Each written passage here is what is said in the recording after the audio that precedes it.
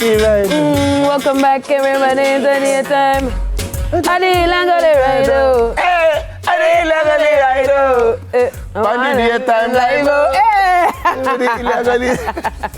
All right, one rhythm, one culture, and now one major debate. Veteran music producer Stephen Di Genius McGregor has reignited conversations across the entertainment space with the release of the new Hill Gully Ride Riddim, inspired by a musical foundation many Jamaicans consider iconic and culturally significant. Now, while many fans are celebrating the rhythm's fresh dancehall energy and modern appeal, others believe the lyrical content attached to the beat has crossed the line, arguing that a treasured musical gem is being diluted by explicit and controversial lyrics. So, of course, Daytime Live had to jump right in, and today we're joined by the chairman of the Jamaica Reggae Industry Association, JARIA, Mr. Ewan Simpson, as we unpack the mixed reactions, the cultural weight of the original sound, and the ongoing debate surrounding dancehall, creativity, and responsibility. Ewan, welcome again. Hi, yes, it's good to the show. Welcome again today. You are part of the RJR family. Yeah, I just waiting on the paycheck. Well, listen to me. You know what? We're going to pay you attention. All right, that's fine. Or at least a compliment. Yeah. All right, so when you first heard the rhythm, because when I heard it first, before I even knew it was like a whole compilation, and I heard it first and I was like, no, like Genius is what his name suggests. Yes. It's like absolutely amazing. The new one. The new one. Let's call it revitalized, modernized. Revamped, remixed, right? Yeah. I was like, this is fresh, and because they said nothing When you hear the new rhythm, under the sun. The rhythm, Because apart to from give it new life. It's fresh. So apart from, let me, there's a caveat. He's not just a chairman, he's a musician, singer. You play the drums. Yes. You play the keyboard. Well, I fool around just for teaching. Right. But So he's a musician. tell nobody I'm a keyboard He also has player. a musical ear. Right. Yes. No, man, it is really fresh. And one of the things that it has done is that it has taken us back. The truth is, our dancehall sound was heading further away from us. And I think taking it back to Mento, which by the way Is the beginning. is our first pop music. Right. Right, is taking us kind of full circle. And I think that's a part of the reason why it is causing so much emotion. Because one of the things that we have done is that we have placed now, for some of us, Mento has become this liturgical object. Yeah, For the... Okay. Broke it down. Well, broke it down is a rhythm too. But I'm just saying. yeah. But no, we see it as kind of sacred. It's kind of sacred, you know. We kind of say this is a thing that you don't touch. It's a artifact, you know, where you put it in a museum and you set it up nice and leave it right there, so right there. That can be a positive. Which is a yes and no. Yes, which is a yes and no. So that's a part. But the rhythm fresh. Stephen is the genius. Yeah. And it inspires different things in different people. And if I can go one step further to say, Mento also inspired different things in different people. But jump into just the history quickly. Was it Mento before ska? Yeah, man. So getting that correctly, what persons need to know is that when they talk about authentic Jamaican musical lineage, yes, it's Mento is ours. Yeah, man. Then ska. Yes. Then reggae. No. Then rocksteady. Rocksteady. Yeah. Rocksteady. Yeah. Then reggae. Yeah. And then dancehall. So those five, literally, is the line. So him. Yeah. And a whole heap of little things in between. But yes. So him connecting the start or the end where we are now. Yeah. Right, to the beginning. To the beginning and making it fresh and going right back round. Right. So do you see it as like a reinvention, or do you see it as this can be a part of our cultural preservation of the music as well? You see, I see it as an opportunity. So here it is. When you look in, the biggest music industry space in the world is the American music industry space, right? When you look at how they reinvent themselves, every so often somebody goes back and take something from jazz and take something from gospel and they take something, and when them tired of that, they can take something from we and right, you know, it keeps happening, right? And it is a part of how it feeds itself, Right. but it's a part of how it also pays respect to its roots. Right. The word respect is going to be an important one. Paying respect. Yes, Yeah. but it's how it pays respect to its roots. Stephen, in doing this, is paying respect to the root. Is saying, this is where our pop music comes from. Right. And sometimes we try to pretend that, all right, American music is real music and our thing is backwater. But as soon as it starts to play, it starts to itch something in your shoulder. Yeah, and we're not going to the itch scratch thing, right? But it starts to cause a kind of movement, and it kind of starts to affect some people's pelvis. And it starts to affect some people's ankle, and it causes you to respond. Yeah, because it is a part of your so DNA. What he's saying, when we hear the music now and this reinvented version of it, it makes you want to move. Yes. And what I love with it is that there's, and you understand, and so it's not the rhythm, it's not the reinvention. Yes. It's the lyrics now. Yes. That is where the controversy. Big up Antife. Yes. That Yes. vocalized a Yes. lot of what a lot of persons were thinking. Yes. The controversy is now the lyrics behind the music. You can Yes. big up is the Antife there. Yeah, Good yeah, Antife. yeah, Good clean. Good clean antifa. Antife. Right. So, Yes. so is it the responsibility of the producer or the artist to preserve that cultural identity and space without being overly graphical and lewd in their presentation? So here where I bypass. And is it just a old people versus young people thing? No, I don't know. I don't think it's an old people versus young people thing. Right. I think it's a matter, is a perspective that I think you have a lot of right on both sides of. Right. So here what is happening. Mento, we must remember, was our first popular music. Right. The beat, so we have to decide, are we tying this thing to this song, Hill Gully Ride, or are we tying it to Mento as a form? Right. If we go to Mento as a form, Mento as a form told many stories. Some of those stories could never be played on radio. Okay. Right? It is a part of our folk history.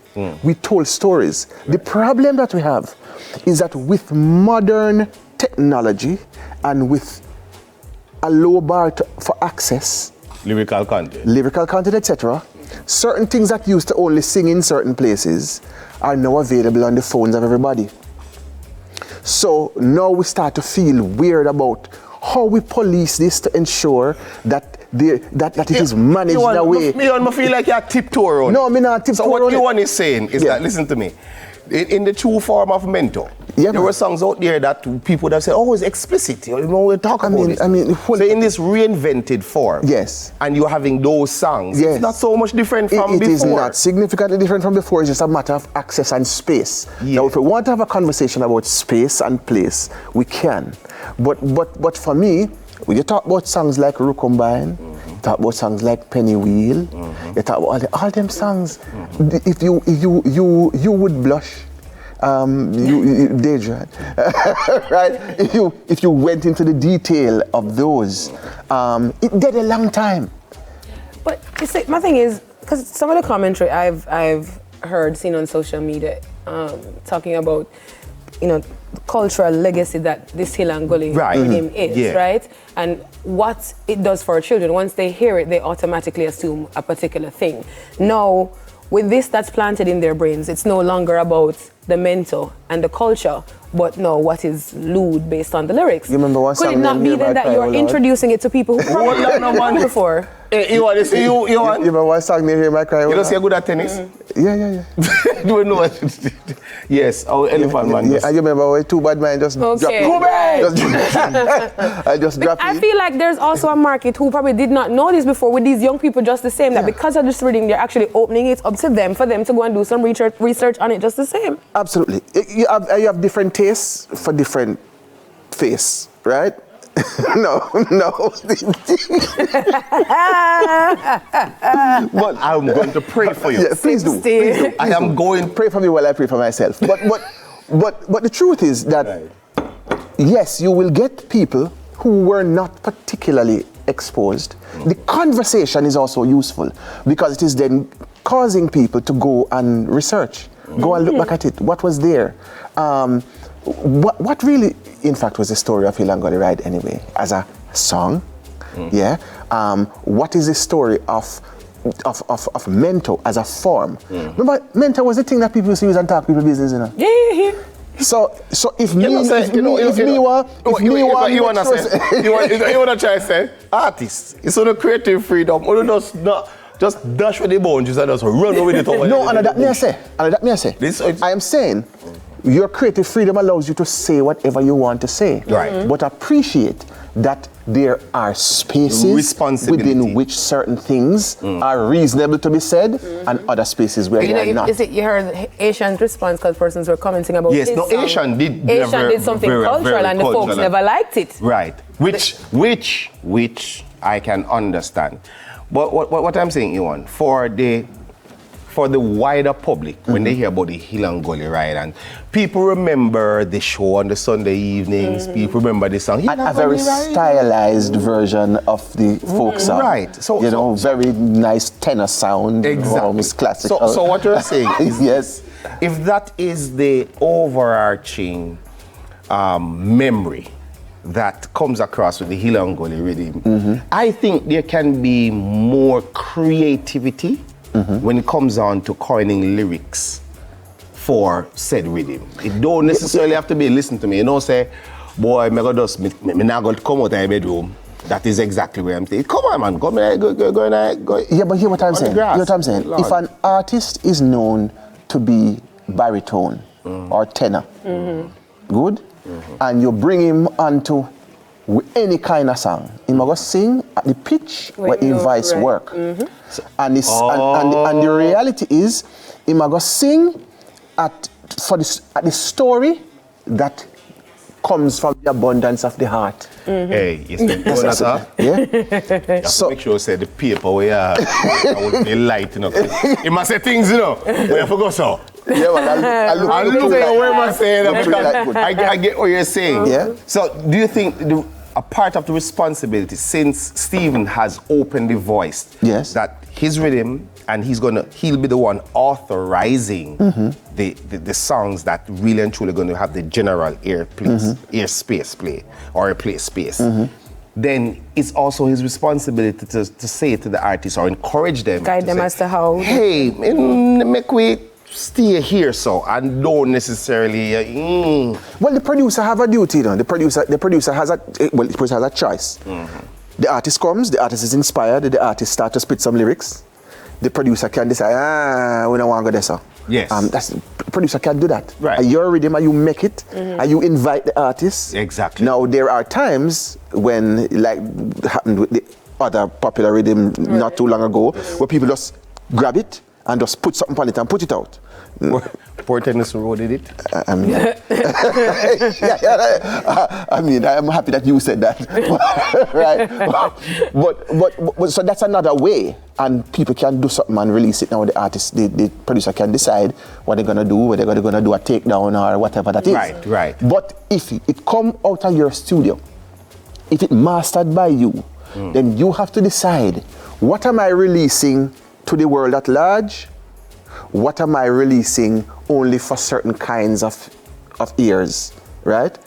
The argument for me is not about what the creatives create. The argument is about how we manage access to different forms. Ewan, you know what I must say though? I applaud Stephen for going almost left field and revitalizing at least the optics, the vision on, hey, we can do our music with our music, with a fresh taste, and it don't need to go, as you were saying, away from. I wonder if for that rhythm you're going to win the festival, sir. Me no know. But producers, let's see what will come up with next. You still have, 7 more months in the year? You understand what I'm saying? All right, so this, of course, was Ewan Simpson, chairman of JARIA. Thank you for stopping by. Always a pleasure. Sharing your plain and not so plain views at the same time. I mean, of course, go to our social media pages. Tell us what you feel about this new rhythm, the songs on it, and the cultural direction that we should be taking. More to come on Daytime Live, so Stay with us. D and move over this up. You.